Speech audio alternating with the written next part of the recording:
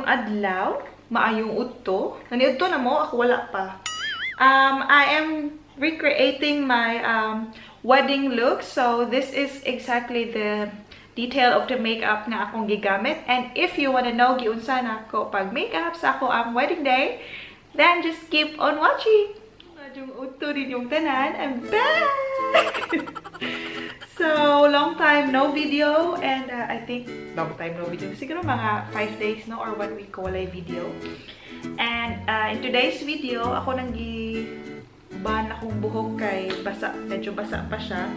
Mag-recreate pa sa ako ang makeup look during sa akong wedding day. And let's start. Nagkuan ako nag moisturizer and mag face mist. Akong gamitan ng face mist is kaning sa pwede mo ano sa Body Shop. Gamay na lang siya. So nag moisturizer na ko, mag face mist yan ako. Nga ihimo na ko after na is nag primer ko. Akong gigamit ka primer that day is kaning kuan sa Catrice. So makalam ko gamay. So gamay ra kaayo na primer. After sa primer is nag foundation ko. Akong gigamit ka foundation that day is ako siya gibalik sa sudanan. And I must say nga it is really a good investment kung ganahan siya makeup nga mag once pa man yun na ako siya nagamit. Twice na dahil nagamit ko sa work.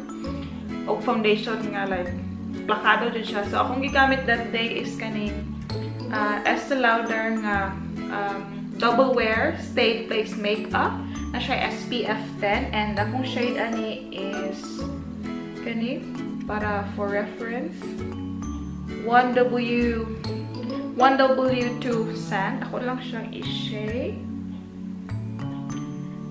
And I think 2 pumps ako ang gikuha na ni kuha. So first is kani wala siya pump, sorry. Duha ka ingon ani basta ka kamo na sabot duha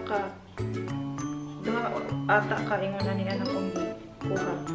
And then sakto na siya sa buong araw. So nag-makeup ko is I think alauna nag-makeup ko, and then ako kasal is 3:30, and then ako man siguro nasa mga 8. And I must say ang coverage of foundation is reasonable kaayo para sa yung price.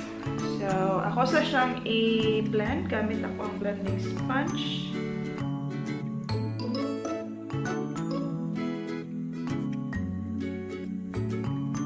Okay, apil na ko ako ang kait more than aning siniki tutorial. Pag kuman ana, butangan sa nakog lip balm ako ang lips kay nakalimot ko butang lip balm. So kay nawong nako ani sa TV no. Okay, as soon as nahuman ako sa ako ang foundation, mag-proceed ko sa akong concealer, and akong concealer nga gigamit that day was kaning duha ka combination. Nagamit ko aning na-erase na siya kahapit na morot kaning Maybelline. Wala pa tayo di siya focus, sorry. So Maybelline nga Fit Me concealer, akong shade is number 20. And then ako kaning sa Catrice na camouflage concealer, ang shade is 10. Mas lighter man siya, so ako silang ginamix. So una na akong ginabuhat is kaning sa Catrice. 1, 2, 3. And then full coverage. Kamu na bahala kung unsa inyong gusto metabo sa inyong concealer, okay? At kani is medyo yellow mo guni. So ako ra siya ginamix. And apilo na ko diri sa akong kilay kay mo na ni sort nga highlighter para sa ako ang kilay unya nga limpyo siya tanawon after ko mag kilay. And then ako sa siyang i-blend. Naghuman ana is ato siyang i-set, and then ang akong gi-set that day is kaning nagdaduha ko kung magamit ko sa Coty Airspun kaning setting loose powder or kaning Nichido. Pero kaning Nichido is mo akong ginagamit pa sa mag-bake goods. Ko lang siyang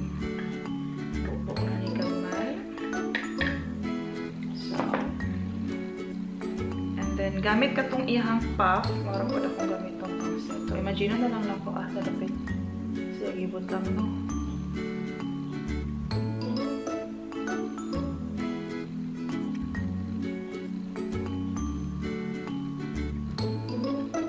Manansin ko, kadili ko pwede gulay sa amin.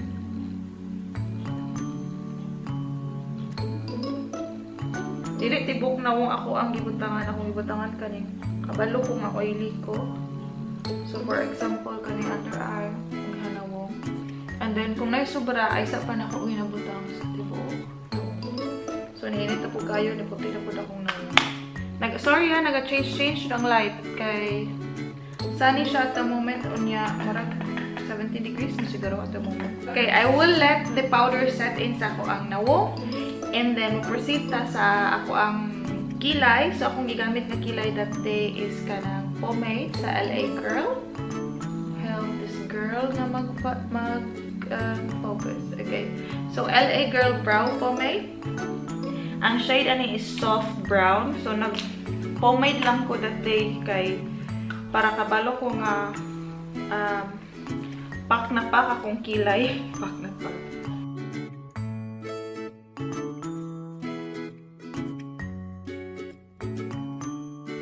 Ako saning tarungon akong kilay ha, balik ako ninyo.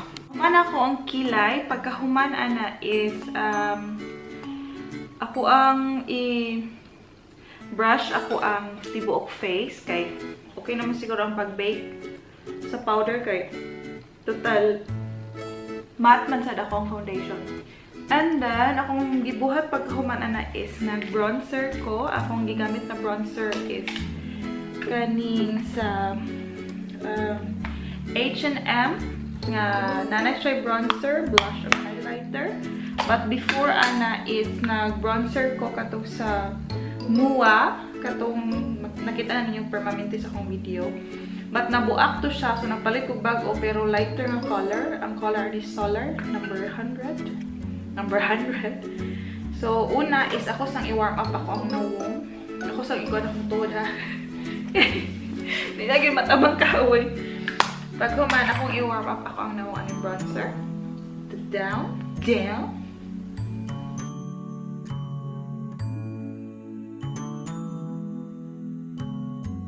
Pagkahuman is gamit ko aning 2-in-1 na brush kaning pang contour o pang highlighter para lang mag-contour sa akong ilong.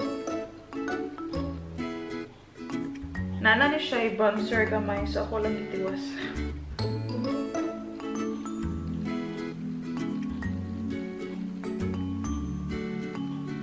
So, di man ko kontento. Ako sa siyang mo. Ito, gamiton ako itong H&M na palette. Deep ko gamay. Akong itaktak gamay dito sa may tissue. Para di kayo pointed at ang ilong. Kani is more mag-enhance lang gamay ba.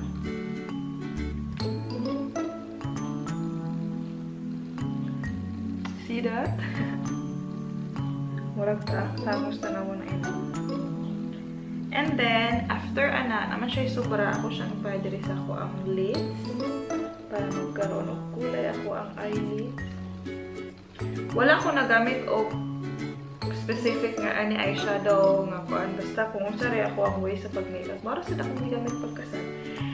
And then magamit ko og gamay nga brush para sa ko ang mata para magkaroon ng definition. Akong gigamit is talaga akong sa kani H&M palette. O siyang ikuan diri gamay all the way sa side. Murag vira siya. Maibog jud ko ano ka mao kayo mag-eyeshadow.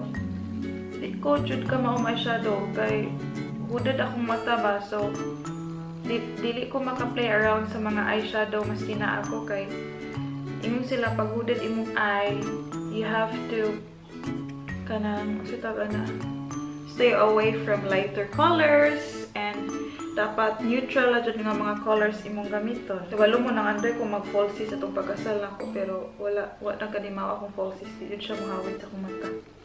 E pagabot na rin mo, na ba mo buka. And then ay sobra akong ibutang dahil sa under eye.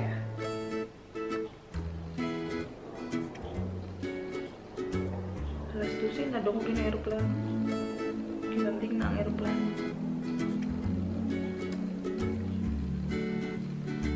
So, among kasal na is hapon. It was 3:30 and among ipiling ang ceremony is 15 minutes. So, na ay 30 minutes, na ay 45 minutes kung gusto ninyo. Gusto ba ninyo nga daghan ba mo kung anong pangatto. So, naran na ninyo. Pero among choice was 15 minutes ra kayo. Parang feeling ako, Dutch magod ang nagkasal. So, nadlok ko nga basin Dutch tanan ang conversation niya. Sige ako, yes niya. Wala ito kasabot. So, pilit na ko nga 15 minutes. And then, amo exchange of katubitang murag vows na nga mo bang dawaton nga mahimo ni asawa, blah blah. Gimo siyang English ka request ko nga. Gusto ko nga English kay. Yung ganahan nga Dutch, di ayaw nga. You know, pataka-taka ratag tubag. After ana is ako apag i-warm up na food balik akong nawong and para mas ana ang nawong kay dako man tag nawong kuha ko aning sa H&M and then sagulan ako balik atong bronzer and then ako sa siyang i-shape sa akong nawong and then balik ko rin yun kaya ako ang battery is na yung lobat siya. Mag-change sa tag battery. See you! Okay na ta sa ato ang nawong, ato ang bronzer and contour. Next one is mo-proceed ko sa ako I think na blush.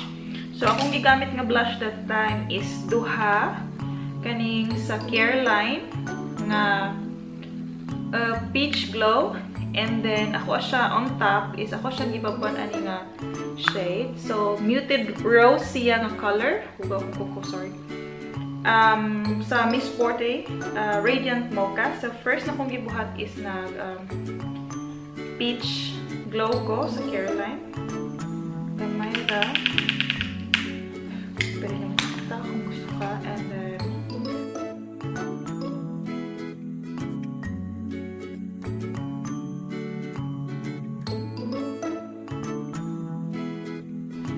And then ako siyang patungan aning sa Miss Sporty na kani akong ipakita nga mocha glow. So ani iyang color mga palangitaw.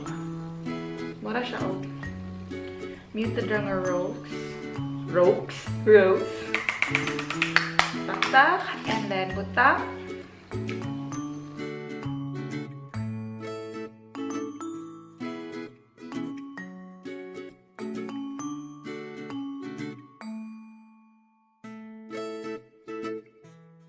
Happy na ko sa result sa ato ang base. Let's proceed sa ako ang tawag ana. Now, mag-on sa data curlash. So, ko siya i-curl. So, mata kong ingon nyo was really planning jud nga. Gusto ko mag-curl fake lashes. Fake curls. And then, yeah. Dili man ako jud siya maayo sa putang ay. So, matong nag-mascara na lang ko. Dubli. So, nag-mascara ko sa Essence nga more volume and then akatong waterproof na mascara.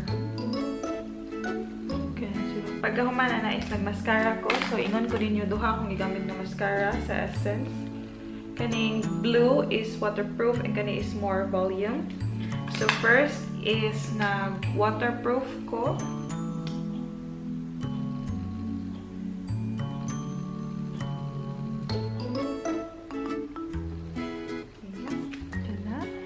And then, kaning nagdugan ko sa green, katong volume. Medyo ugan na ni siya, kapit naman natin.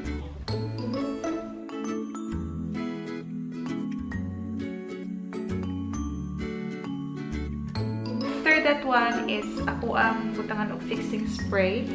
Kaya akong i-seal ang base ba, ang mga foundation, ang powder, para di kay kitanawon. Kung ginagamit nga face mist, mattifying face mist is kani sa Body Shop. And tabunan na lang akong mascara kay lisod kaayo kung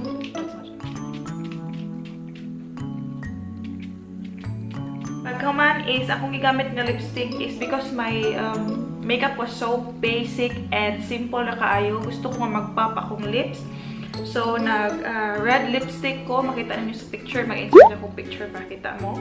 So, akong gigamit nga lip pencil is kaning sa Essence nga soft contouring lip liner. Number 3, Deeply Intoxicated. So, like, really red. Yun siya. Kaya ako sa ding kuwao niya ako ang lip balm. So, lip liner sa ko una.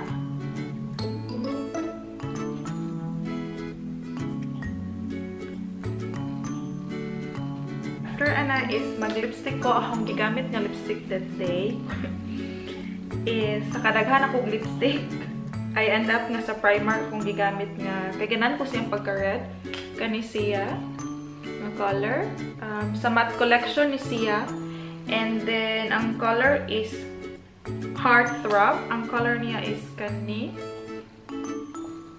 So, like, red jud nga red. Ibutang ko tanong na ko.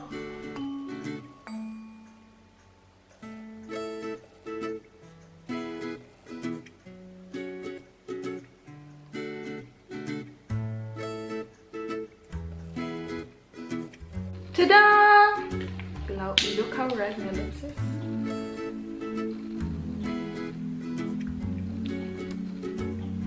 So, maugining nga red ako ang gusto classic. Good to go na ta. Char.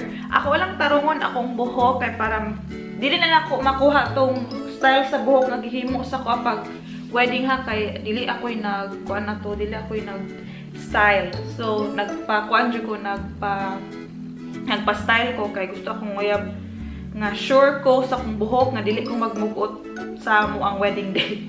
So, mubalik ko ninyo, ako lang tarangon akong buhok. Though, di na ko ma-recreate ang buhok kay dili ko maom sa tipid. And yeah, this is the look pag wedding and tarangon na ako ang buhok. I'll be back.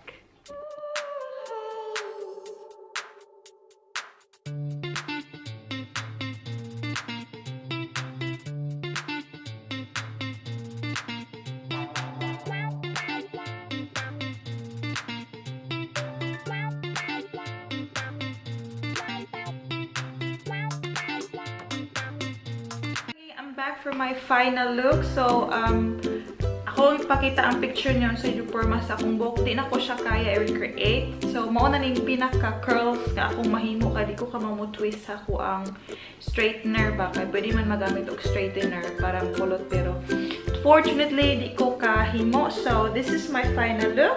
So, gi-braid niya at the back the way I wanted it to be. And then, curls kay actually, daduha ko, it's bibin mag-updo ba ko or loose curls nga lang. Pero, thank you kang Jumega nga makeup artist siya sa Cebu. Nga advice niya kung masay maayo nga forma sa akong buhok kay ako ang dress is all the way here man. So, ingon siya, mas maayo ko no ang side loose curls. So, dili ni siya loose curls, but the idea is like this, limpyo dire and then dire pa side akong buhok. Babay na ko ninyo. I hope ganahan mo aning video. And thank you so much sa atong 1,000 subscribers. And if wala pa mo nakasubscribe, ayaw kalimut mag-subscribe sa akong YouTube channel. That's Chum, Bonita. And thank you kayo sa inyong support na ko mga palanggeng. Di man ko consistent at the moment sa akong video. Pero as soon as dili na ta busy and tapos na ta sa itong mga gikabisihan dire, mabalik ko og video para ninyo. And if you like this video, ayaw kalimut maghatag og thumbs up. And if ganahan mo magpa-shoutout, comment lang mo sa comment section. And thank you so much for watching mga palanggeng. I hope to see you in my next video. Bye!